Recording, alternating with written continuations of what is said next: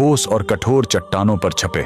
ये साक्षात भगवान श्री कृष्ण के रथ के पहियों के निशान हैं, जो आज भी बिहार के राजगीर में चीख चीख कर महाभारत की गवाही दे रहे हैं। लेकिन सोचने वाली बात यह है कि आखिर भगवान को ऐसी क्या जल्दी थी कि उनके रथ की भयंकर रफ्तार से पत्थर भी मोम की तरह पिघल गए। दरअसल इसका कारण था एक ऐसा खूंखार राजा जो रावण से भी ज्यादा खतरनाक और भगवान शिव का परम भक्त था, जरासंध। उसने दुनिया भर के 95 से ज्यादा राजाओं को हराकर अपनी जेल में बंदी बना रखा था। उसकी एक खौफनाक प्रतिज्ञा थी। वो पूरे 100 राजाओं को पकड़कर एक ही रात में उन 100 राजाओं की बलि भगवान महाकाल के चरणों में चढ़ाने वाला था। इन्हीं निर्दोष राजाओं की बलि रोकने के लिए भगवान श्री कृष्ण भीम और अर्जुन के साथ इतनी भयंकर स्पीड में राजगीर पहुंचे थे कि उनके रथ के पहियों की रगड़ से इन पहाड़ों पर जो गहरे निशान बने वो आज तक नहीं मिटे। राजगीर पहुंचकर श्री कृष्ण ने सीधा जरासंध को कुश्ती के लिए चुनौती दे दी। जरासंध ने भीम के साथ लड़ना चुना, लेकिन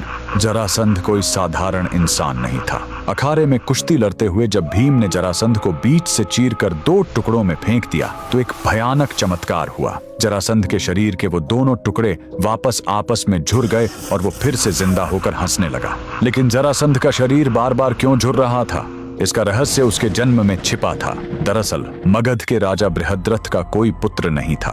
संतान प्राप्ति के लिए उन्होंने तपस्या की तो एक महर्षि चंडकौशिक ने उन्हें आशीर्वाद के रूप में एक चमत्कारी फल दिया। राजा ने वो एक फल अपनी दोनों रानियों को आधा आधा बांट कर खिला दिया। नतीजा यह हुआ कि दोनों रानियों के गर्भ से शरीर के आधे आधे निर्जीव टुकड़े पैदा हुए। घबराकर राजा ने उन खौफनाक मांस के पिंडों को बाहर जंगल में फेंकवा दिया। वहां जरा नाम की एक राक्षसी ने जैसे ही उन दोनों टुकड़ों को एक साथ रखा, वो आपस में झुर गए और एक जीवित बालक बन गया। जरा नाम की राक्षसी द्वारा जोरे जाने के कारण ही उसका नाम जरासंध पड़ा। इसी रहस्य के कारण अखाड़े में भीम उसे जब भी फाड़ते वो वापस झुर जाता।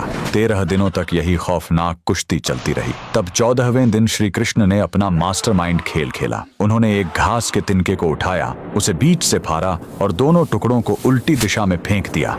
भीम तुरंत भगवान का इशारा समझ गए। उन्होंने जरासंध को फिर से बीच से फाड़ा, लेकिन इस बार दाएं हिस्से को बाईं तरफ और बाएं हिस्से को दाईं तरफ फेंक दिया। उल्टी दिशा में होने के कारण वो टुकड़े कभी दोबारा नहीं जुड़ पाए और शिव के उस खूंखार भक्त का हमेशा के लिए अंत हो गया। आज भी राजगीर के वो रथ के निशान साबित करते हैं कि नारायण की लीला के आगे कोई नहीं टिक सकता। अगर आप भी श्री कृष्ण के भक्त हैं तो कमेंट में पूरे जोश के साथ लिखें, जय श्री कृष्णा।